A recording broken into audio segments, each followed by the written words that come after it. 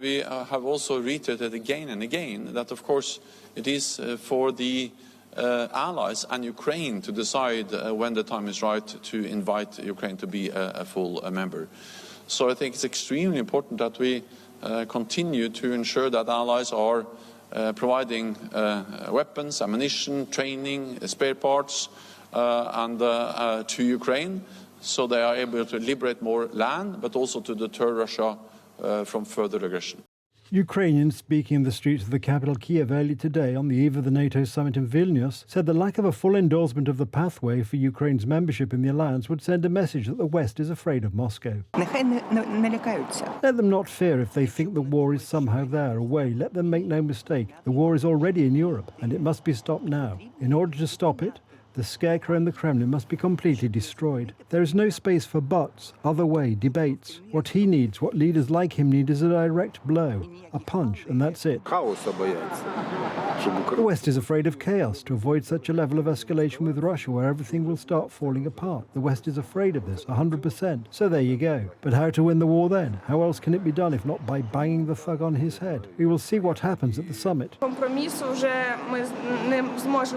There cannot be any compromise after so many people have lost their lives. It is no longer a question of giving up territories and then living peacefully. It is now a matter of principle. Our people are waiting for the Crimea to be ours again. We will not give up even the tiniest piece of land. We do not need anything that belongs to someone else, but we are not going to give up what's ours. Our fighters need more support. In some instances, they still use World War II hardware. If they cannot give us NATO membership, please help us with more weapons, hardware.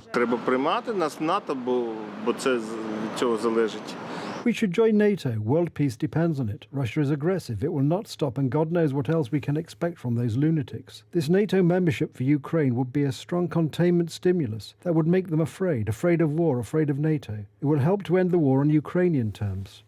This is part of a $2.6 billion investment we are announcing today, which also includes the purchase of critical weapons systems and support for intelligence and cyber activities.